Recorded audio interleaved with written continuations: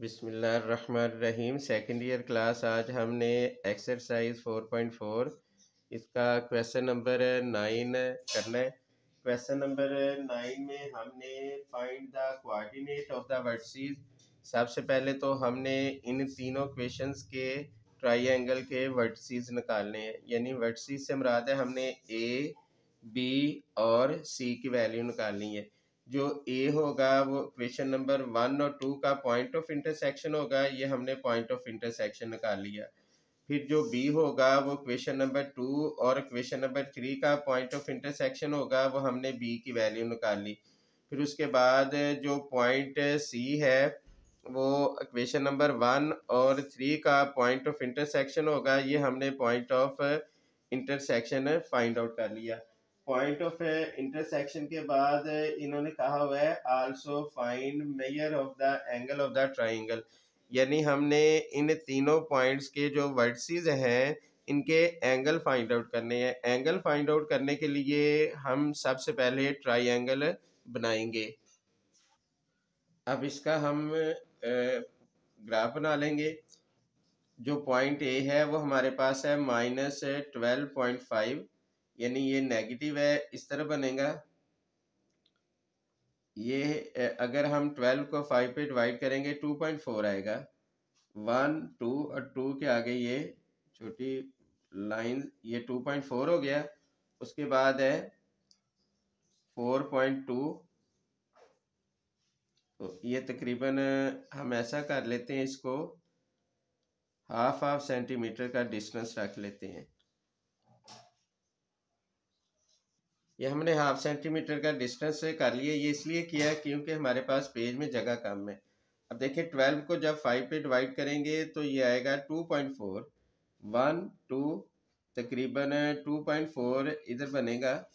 तो इस इधर से हम एक डॉट लगा लेंगे और 2.4 के बाद है ये -4.2, तो ये 1 2 3 4, तो तकरीबन इधर हम स्केल रख लेते हैं ताकि डॉट सीधी लगे। तो ये आ गया 1 2 3 4, 4 के तकरीबन इस जगह पे ये 4.2 आ जाएगा। यहाँ हमने डॉट लगा देनी है, ये हमारे पास ए पॉइंट हो जाएगा। उसके बाद बी है 1.1/5, 1/5 से मुराद है 0.2, तकरीबन यहाँ आ जाएगा। और 18 को हम 5 पे डिवाइड करेंगे तो ये आएगा तकरीबन 3.6, यानी इधर से आपने इस जगह से 3.6 की आपने डॉट लगा देनी है। 1 2 3, 3 और 4 के दरमियान में 5 होता है, तकरीबन थोड़ा सा ऐसे ऊपर ये इधर डॉट लगा देंगे। तो ये हमारे पास पॉइंट आ जाएगा बी, याद रखना है ये पॉइंट ए, ये पॉइंट बी। उसके बाद हम सी पॉइंट 14 को हमने 5 पे डिवाइड करना है, तो ये आ जाएगा 2.8, यानी ये पॉजिटिव है। तो ये 1 2 और 3 के तकरीबन थोड़ा सा इधर बन जाएगा। और है -8 को जब 5 पे डिवाइड करेंगे 1.6 आ जाएगा। तो ये 1 और 2 के दरमियान में 5 होगा, थोड़ा सा ऐसे नीचे आपने इसका डॉट लगा देनी है। ये पॉइंट हमारे पास सी हो गया। ए बी सी, इन तीनों पॉइंट्स को हम मिला देते हैं इस तरीके से।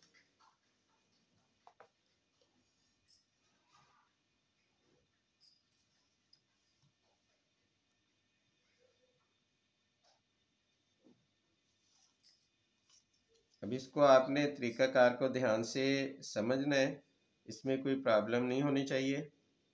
ये पॉइंट है हमारे पास ए, ये पॉइंट है बी और ये पॉइंट है सी। एंगल की डायरेक्शन ध्यान से आपने समझना है, ये हमेशा एंटी क्लॉकवाइज होगी, यानी इस तरीके से ये होगी। तो एंटी क्लॉकवाइज ऐसे होता है, तो इसकी डायरेक्शन आपने इस तरीके से ऐसे बना लेनी है। इधर अगर आप सर्कल को ऐसे एंटी क्लॉकवाइज रोटेट करते हैं तो ये ऐसे आएगा, और इसका जो एंटी क्लॉकवाइज इस तरीके से आएगा। तो यहाँ से हमें इनकी स्लोप चाहिए, ए बी की स्लोप चाहिए, तो उसको हम m1 का नाम देंगे। बी सी की स्लोप को हम m2 का नाम देंगे और ए सी की स्लोप को हम m 3 का नाम देंगे। तो ए, बी और सी इनकी हम स्लोप निकाल लेंगे सिंपल स्लोप फार्मूला लगाकर। यानी स्लोप का फार्मूला होता है y2 minus y1 x2 minus x1। ये हमने इस तरीके से m1, m2 और m3 की वैल्यू निकाल ली। अब जो फार्मूला है ये आपने ध्यान से समझना है। सबसे पहले हमने tan, ये जो पॉइंट ए है ये हम इसको देख लेते हैं। हमने पॉइंट ए बनाया हुआ है, इसका जो एंगल है ये हम θ1, पॉइंट बी का एंगल θ2 और इसका एंगल θ3 लिख लेंगे। अब इस फार्मूले को आपने ध्यान से समझना है। जब हमने θ1 का फार्मूला लिखना है यानी हम लिखेंगे tan θ1, यानी ये हम फार्मूला लिख लेंगे tan θ1 इज इक्वल टू, अब ये θ1 है, ये इसका टेल, ये हेड है, तो हेड की तरफ जो स्लोप है वो m1 है। ये हर एक का फार्मूला यही नहीं होगा, फार्मूला ये डायरेक्शन से हम बनाएंगे। तो इसका हेड की तरफ देखें स्लोप कौन सी है, m1, m1 माइनस इसके जो टेल की स्लोप है वो m3 है, m1 minus m3 over 1 plus m1 m3, ये इसका फार्मूला बनेगा। m1 ये हमने फाइंड आउट किया हुआ है 3 और m3 है 1/2, फिर ये आ जाएगा 1 प्लस 3 1/2। इसको सिंपली सॉल्व कर लें, 2 एलसीएम आ जाएगा, ये आ जाएगा 2 3 ज़ार 6, 6 माइनस 1 ओवर 2 एलसीएम आ जाएगा, तो ये आ जाएगा 2 प्लस 3, तो ये आ जाएगा 5/5 यानी 1। तो tan θ1 इज इक्वल टू 1 आ गया, और इसको आप सॉल्व कर लें, θ1 इज इक्वल टू, ये आ जाएगा tan इनवर्स 1, तो tan इनवर्स 1 होगा 45, यानी हमारे पास जो θ1 एंगल आ जाएगा वो 45 डिग्री आ जाएगा। इसी तरह हम tan θ2 की वैल्यू निकाल लेंगे। तो tan θ2 की फार्मूला क्या बनेगा, अब ये θ2 है, इसका हेड की तरफ देखें स्लोप कौन सी है, m2, तो ये आ जाएगा m2 माइनस इसके जो टेल की स्लोप है वो m1 है, तो m2 minus m1 over 1 plus m2 m1, ये आ जाएगा, और m2 की वैल्यू है -2 और माइनस m1 की वैल्यू है 3, उसके बाद आएगा 1 प्लस -2 माइनस 3, ये आ जाना है -5 ओवर 1 माइनस 6, तो ये भी आ जाएगा 1, यानी -5 और -5 1 आ जाएगा। तो tan θ2 इसकी वैल्यू भी 1 आ गई, और θ2 को हम 1 की तरह सॉल्व करेंगे तो इसका आंसर भी 45 आ जाएगा। तो अब उसके बाद हम tan θ3 इसका फार्मूला लगाएंगे। θ3 ये है, इसके हेड की तरफ जो स्लोप है वो m3 है, और इसके जो है टेल की तरफ स्लोप m2 है, m3 minus m2 over 1 plus m3 m2 आ जाएगा। तो m3 है हमारे पास 1/2 और माइनस m2 की वैल्यू है -2, माइनस और माइनस ये +2 हो जाएगा, फिर ये आ जाएगा 1 प्लस 1/2 और m2 है 2, तो ये 2 एलसीएम आ जाएगा -1 +2, फिर ये 2 एलसीएम आ गया, ये आ जाएगा 2 प्लस ये 2 1 ज़ार 2। अच्छा, ये -2 होना था, यानी प्लस माइनस, ये हमने -2 इधर लिख लिया।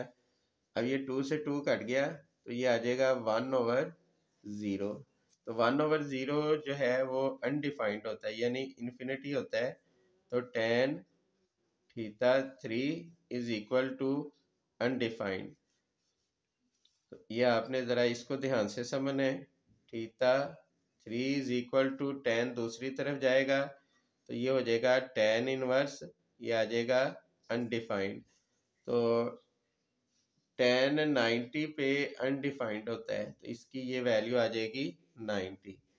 तो देयर फोर हमारे पास थीटा 1 इसकी वैल्यू आ गई 45, थीटा 2 इसकी वैल्यू भी आई है 45 डिग्री, और जो थीटा 3 है इसकी वैल्यू आ गई 90 डिग्री।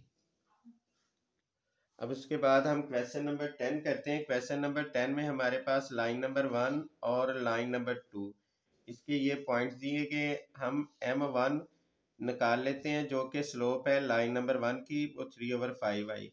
फिर m/2 निकाल लेंगे जो स्लोप है लाइन नंबर 2 की, वो आई -1/3। तो सबसे पहले हमने इनका एंगल निकालना लिखा हुआ है, find the angle measure from the line 1 to line 3। वो हमने अल्फा कंसीडर कर लिया जो एंगल है from line number 1 to line 3, तो tan अल्फा। अब देखें एंगल जो बन रहा है वो लाइन 1 से लाइन 2 की तरफ बन रहा है। अब यानी लाइन 1 से लाइन 2 की तरफ जाएगा तो लाइन 2 इसकी हेड आ जाएगी। तो हेड की स्लोप हम पहले लिख लेंगे, तो ये हमारे पास आ जाएगा फार्मूला m2, क्योंकि लाइन नंबर 1 से लाइन नंबर 2 है तो m2 माइनस m1, और ये आ जाएगा 1 प्लस m2 m1। तो m2 की स्लोप है -1/3, और माइनस लाइन नंबर 1 की स्लोप है 3/5, और ये हो जाएगा 1 प्लस -1/3 और 3/5। इसका 5 एलसीएम ले लें तो ये आ जाएगा -1 -3, और फिर 5 एलसीएम आ जाएगा तो ये आ जाएगा 5 -3। तो 5 से ये 5 कट जाएगा, सॉरी इसका एलसीएम 3 और 5 है। तो 3 और 5 का एलसीएम आएगा 15, 15 को 3 पे डिवाइड करेंगे 5, 5 1 जार, यहाँ आ जाएगा 5। फिर 15 को 5 पे डिवाइड करेंगे 3 आएगा, 3 3 जार 9, तो ये वैल्यू आ गई -5 -9। तो नीचे भी 15 एलसीएम आ जाएगा, 15 1 जार 15 आ जाएगा, और ये 15 से 15 कट जाएगा, ये इसी तरह 3 आ जाएगा। तो tan अल्फा की वैल्यू हमारे पास आएगी -14/15 में से हम 3 माइनस करेंगे 12 आ जाएगा, तो ये आ जाएगा -7/6। ये हमारे पास tan अल्फा की वैल्यू आ गई। तो alpha is equal to tan जब दूसरी तरफ जाएगा तो ये हो जाएगा tan इनवर्स -7/6। तो इसका हम tan इनवर्स निकाल लेंगे। अब याद रखना है जब ये tan इनवर्स माइनस एंगल आ जाए तो वो हमें पता है हम पाई में से उसको माइनस करेंगे, यानी ये आ जाएगा पाई माइनस tan इनवर्स 7/6। ये इस तरीके से हम करेंगे। तो पाई की जो डिग्री वैल्यू होती है वो 180 होती है। अब इसका हम tan इनवर्स फाइंड आउट कर लेंगे, यानी tan इनवर्स 7/6। ये हमने क्यों करना है, क्योंकि ये हमने फार्मूला पढ़ा हुआ है tan इनवर्स -x ये बराबर होता है pi minus tan inverse x। ये वाला फार्मूला इस पे हम अप्लाई कर देंगे। अब इसका हम tan इनवर्स फाइंड आउट कर लेंगे। इसका जब हम tan इनवर्स फाइंड आउट करेंगे तो ये आ जाएगा 49.4 डिग्री आ गया। अब अल्फा की वैल्यू आ जाएगी 180 में से हम इसको माइनस कर देंगे तो ये आ जाएगा 130.6। अब उसके बाद इन्होंने कहा हुआ है आल्सो फाइंड एक्यूट एंगल, यानी आपने एक्यूट एंगल भी फाइंड आउट करना है। एक्यूट एंगल फाइंड आउट करने के लिए इस एंगल को हम 180 में से माइनस कर देंगे। 180 माइनस 130.6, 180 में से 130.6 माइनस करेंगे तो ये आ जाएगा 49.4। तो ये हमारे पास एक्यूट एंगल आ गया।